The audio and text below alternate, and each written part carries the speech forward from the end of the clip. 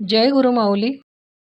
Vidarbha special रेसिपीमध्ये आज पौष्टिक नाश्ता तिखट शेवया करणार आहे. सकाळी नाश्त्यासाठी, मुलांच्या टिफिनसाठी कमीत कमी वेळेत मोकळ्या सुटसुटीत तिखट शेवया या पद्धतीने करून बघा.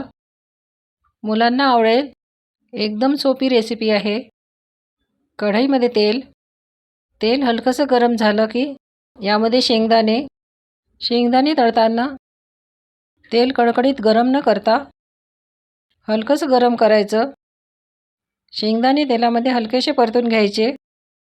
थोडेसे परतले की कढईमध्ये असे बाजूला करून यामध्ये मोहरी तडतडली. शेंगदाणे खरपूस खमंग परतून घ्यायचे. एक कांदा बारीक कट करून घेतला. 2 हिरवी मिरची बारीक कट करून घेतली. हिरवी मिरची आपल्या आवडीप्रमाणे घ्यायची. जिरे पावडर, हळद, घरी तयार केलेली हळद पावडर आहे. हे छान परतून घ्यायचं. लो फ्लेमवरच परतायचं. यामध्ये कढीपत्ता टाकल्यानंतर छान परतून घ्यायचा. चवीनुसार मीठ मिक्स करून घ्यायचं. अशा सोप्या रेसिपी बघण्यासाठी सबस्क्राईब केले नसेल तर प्लीज सबस्क्राईब करा. रेसिपी लाईक करा. 2 मिनिट परतून घ्यायचं. कमीत कमी वेळेत झटपट होणारी रेसिपी आहे. यामध्ये 1 वाटी शेवया, घरगुती शेवया आहेत. पाण्याचा अंदाज येण्यासाठी मी वाटीने मोजून घेतल्या. यामध्ये परतून घ्यायच्या.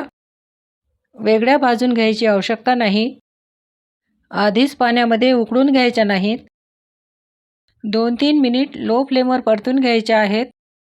पहिल्यांदा जरी ही रेसिपी केली तरी चुकणार नाही. 2 ते 3 मिनिट छान परतून घेतल्यानंतर आता यामध्ये पाणी टाकताना गरम पाणीच टाकायचं. गॅसची फ्लेम बंद करायची. त्यानंतर यामध्ये पाणी टाकायचं. खूप जास्त पाणी टाकायचं नाही. 1 वाटी शेवया घेतल्या, त्यासाठी सुरुवातीला अर्धी वाटी गरम पाणी टाकत आहे. मिक्स करायचं. त्यानंतर पुन्हा अर्धी वाटी पाणी टाकत आहे. असं 1 वाटी गरम पाणी टाकलं आहे. हे परफेक्ट प्रमाण आहे. खूप जास्त पाणी टाकायचं नाही. यापेक्षा थोडं कमी किंवा थोडंसं जास्त लागू शकते. मिक्स करून घ्यायचं. यावर झाकण ठेवून लो फ्लेमवर फक्त 2 मिनिट वाफ येऊ द्यायची. 2 मिनिटानंतर छान मऊ सुटसुटीत झाल्या आहेत. यामध्ये कोथिंबीर. हा नाश्ता 2 ते 3 व्यक्तींसाठी पुरेसा आहे. सकाळी नाश्त्यासाठी किंवा मुलांच्या टिफिनसाठी पौष्टिक रेसिपी आहे. या पद्धतीने करून बघा. पुन्हा भेटू अशीच छान रेसिपी घेऊन.